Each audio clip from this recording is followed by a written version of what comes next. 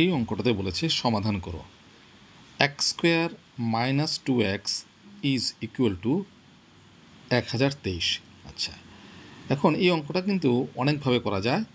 তো আমি একরকম করে করছি, তোমাদের যদি ভালো লাগে ওটাকে ফলো করবে, আর না হলে যদি অন্য কোনো পদ্ধতিতে তোমাদের ভালো লাগে তো ওটাও করতে পারো, কোনো অসুবিধা নেই। আচ্ছা, আমি কেমন করে করছি লক্ষ্য করো। সমান চিহ্নের বা দিকে দেওয়া আছে এক্স স্কোয়ার মাইনাস 2x। এখন এই বা দিকে যা দেওয়া আছে এটাকে কোনোভাবে সূত্রে ফেলা যায় কিনা দেখো তো। আচ্ছা দেখো, এটাকে আমরা এভাবে লিখতে পারি কিনা বলো। এক্স স্কোয়ার মানে কত? X whole square. আমি একদম ভেঙে ভেঙে করছি যাতে তোমাদের বুঝতে সুবিধা হয়।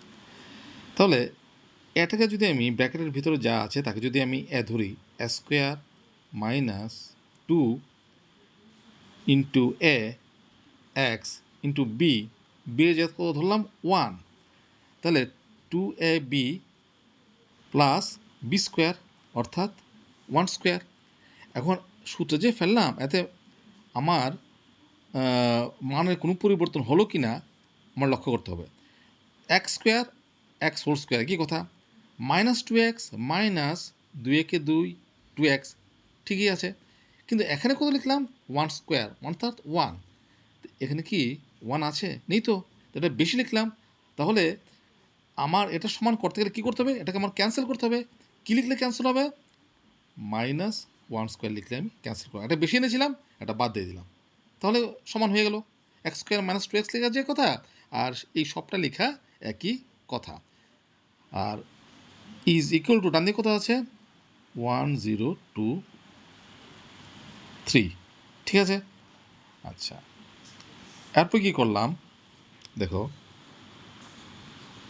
তাহলে এটা এ এটা B, square minus 2ab plus B square সূত্রে পড়লো তো A minus B whole square.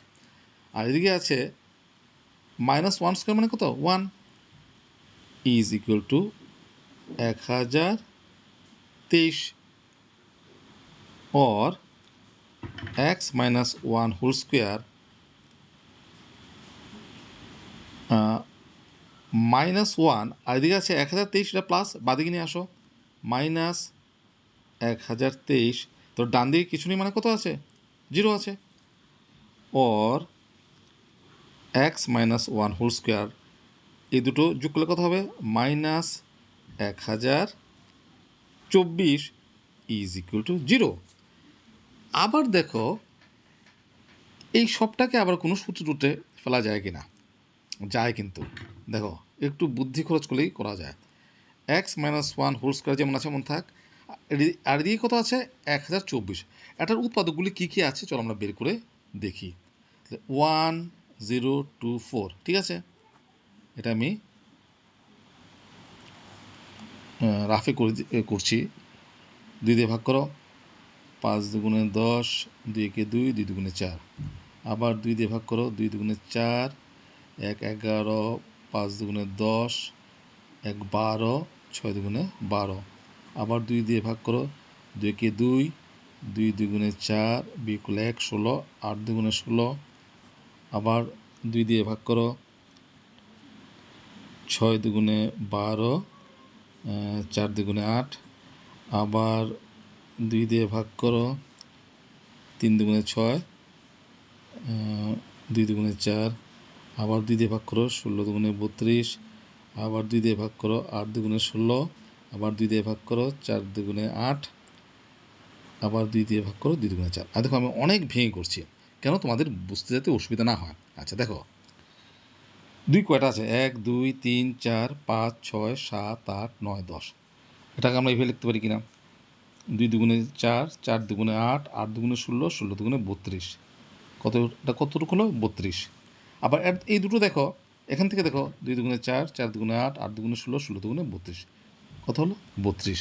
তাহলে 32 ইন্টু 32 গুণ করলে কত হবে 1024, তার মানে কত 32 whole square is equal to 1024, তাই তো। তাহলে যে 1024 আছে এখানে আমি কী লিখতে পারি, মাইনাসটা মাইনাস থাকলো, 32 whole square is equal to 0। তাহলে এটাকে মনে মনে এ ধরবো, এই ব্র্যাকেটের ভিতরে যা আছে, আর এখানে এটাকে মনে মনে বি ধরবো। তাহলে a square minus b square, আবার সূত্র পড়লো। তাহলে a plus b into a minus b is equal to 0। Or এখানে কত হলো, এক্স -1 আর প্লাস 32 বিকল্প কত হলো প্লাস 31, আর এদিকে হলো এক্স -1 আর -32 হচ্ছে -33 ইজ ইকুয়াল টু 0। আগের মতো এখন চেনা ছন্দে চলে এসছে, দুটো রাশির গুণফল 0, সুতরাং হয় x plus 31 is equal to 0 হবে, অথবা x minus 33 is equal to 0 হবে। তাহলে এখান থেকে আমরা কী লিখতে পারি, এক্স ইজ ইকুয়াল টুটা পক্ষান্তর করে ওদিকে নিয়ে নাও, তাহলে -31, আর এখান থেকে by X is equal to এটা দিয়ে নিয়ে নাও +33।